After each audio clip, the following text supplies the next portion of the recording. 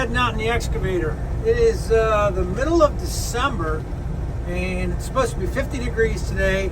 The ground is pretty dry for this time of year. Haven't had much snow at all. I think really only just a couple snowfalls, and each one of those was 3 or 4 inches of snow and only lasted a day or two. But I've got a project today I need to get taken care of while the ground is still somewhat dry, and I need to get a pad made, or an area to put that hunting blind that I built. So let's head up the woods here and show you where we're going to put this and get this pad started.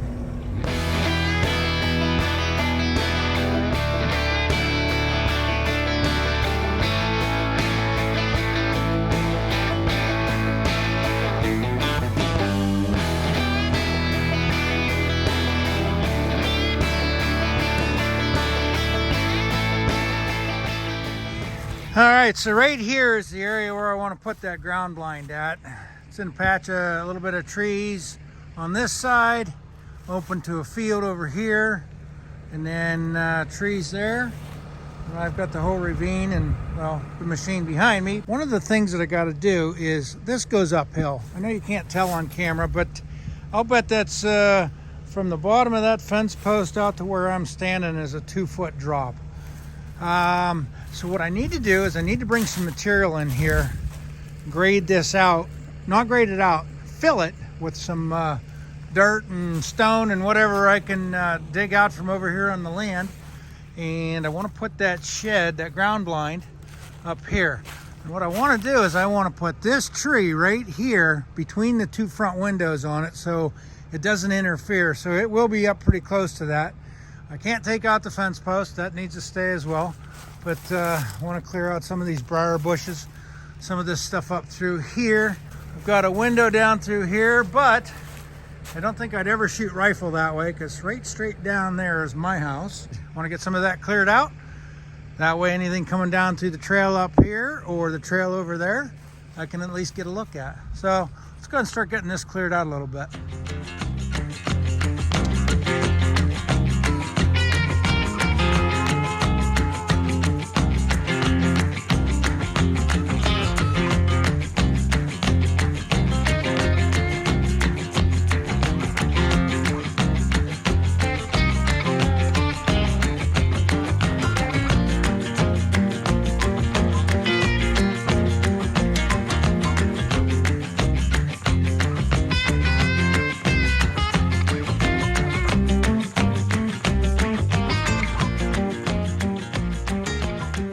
All the years I've hunted, I think every deer I've taken have been within 100 to 200 yards of this specific area.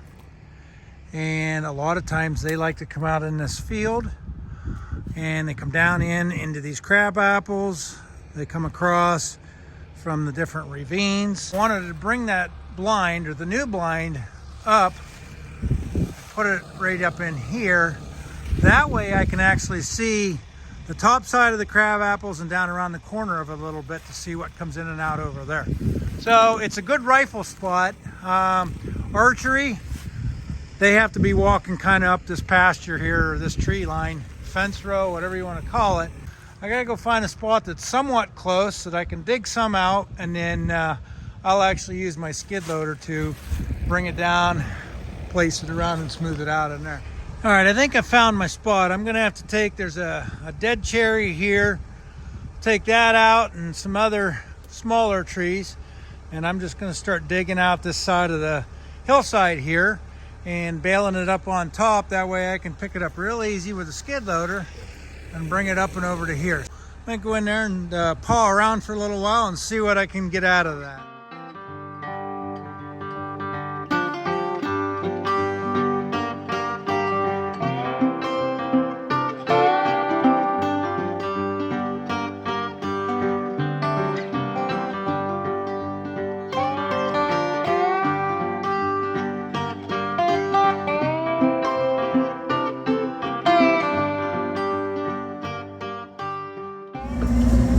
You can see where I'm dumping this. Right up over there is where I need to take it. So I'll bring the skid loader up here and it's about 30 feet to get it over there, so that's why I picked this hillside.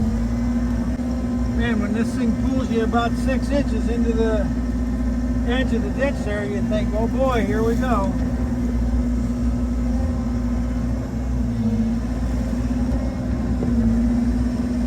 I think I'm starting to get down into a little bit of a more clay layer with some stone in there. So right down here where I'm at now,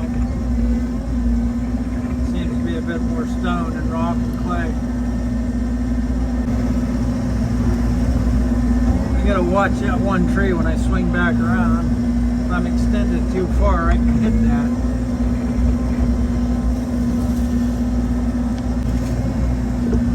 Funny, I think I'm one of the few people that still run what they would call backhoe controls, and that's where this stick over here is pulling the stick back, the one over here is lifting the boom up, where everybody else is basically reversed, and that's how they run it. But I'm gonna say probably 40 years ago I learned how to run my dad's old case backhoe, and he used to dig septic systems as a side job, and that's how I learned to run it. I think once you get used to one function for so long, it makes it difficult to get your mind trained to go back to the other way. So every time I hop into a machine, I got to make sure it's switched over to the controls I can run, and everybody looks at me like I'm a weirdo or something because I don't know how to run it their way. But I guess if there was a right and a wrong way, they wouldn't make it.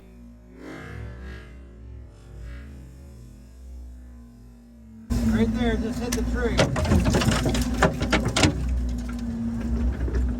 That's one of the dangers of not having good depth perception. I literally just hit that tree thinking I was far enough away.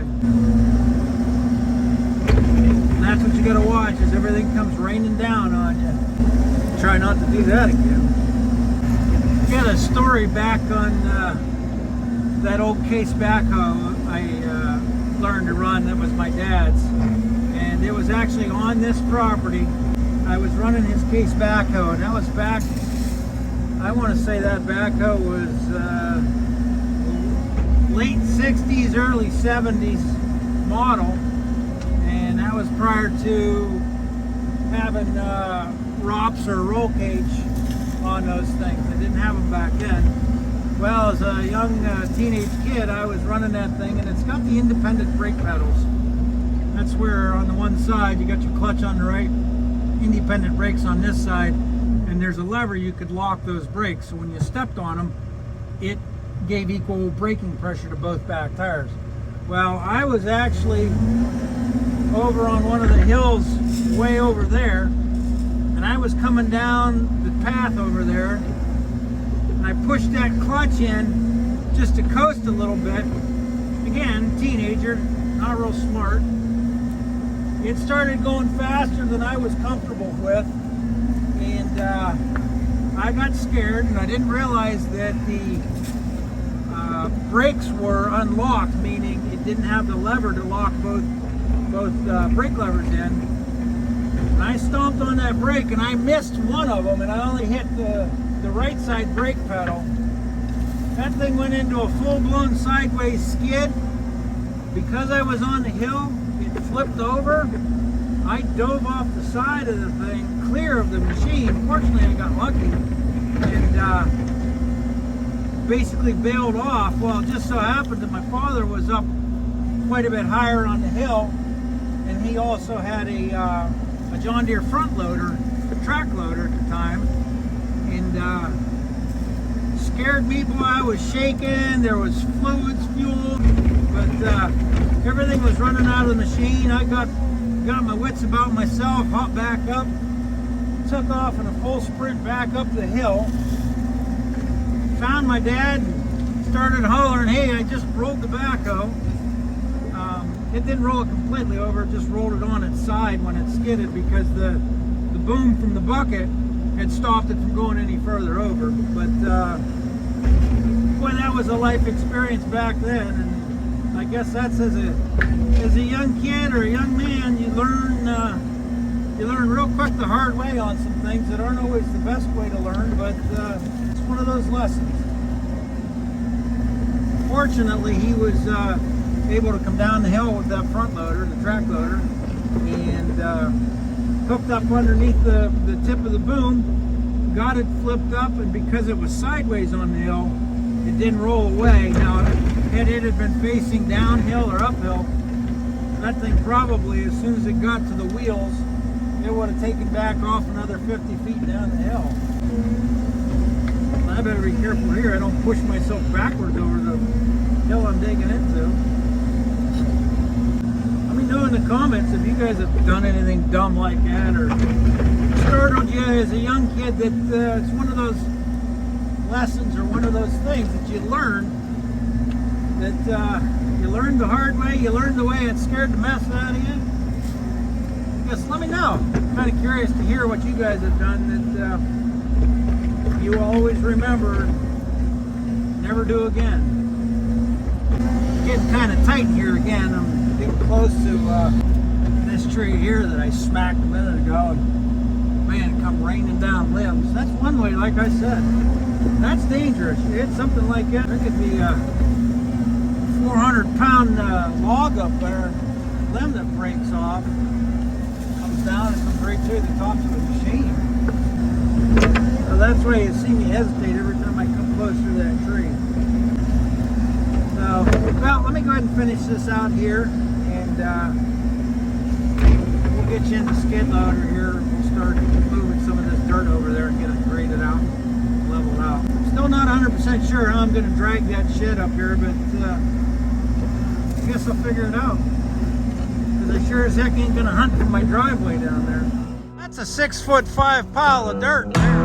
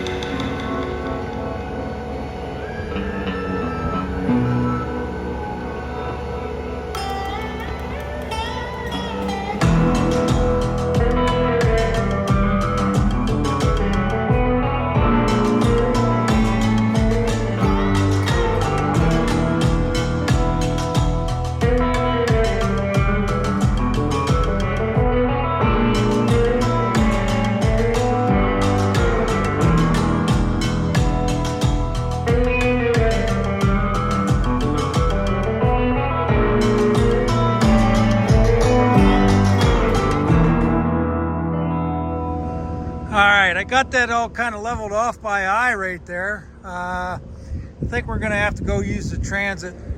Adam stopped over. He wanted to run the excavator for a little bit, so we threw him in here and he transferred some more dirt over to me. So got this leveled out, and like I said, that's just by eye. I think the end of the shed's gonna be over here, so I'm not real worried about that. Like I said, I'm gonna try and split the windows in the hunting blind with that tree there. So one window will be up there, one will be down there. Looks somewhat level there.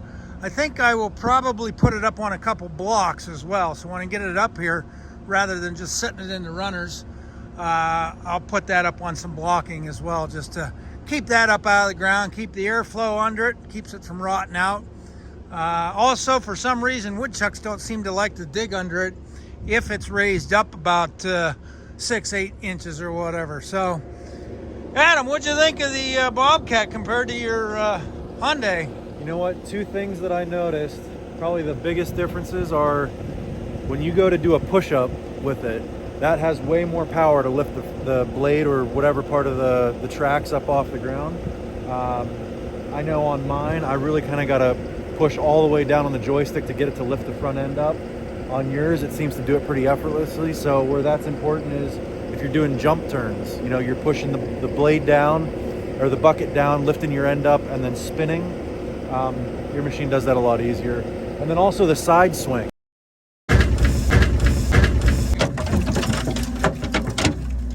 So as I'm swinging into a pile of dirt to kind of brush it sideways to get it to where I want to go, on mine, my boom will just come to a dead stop.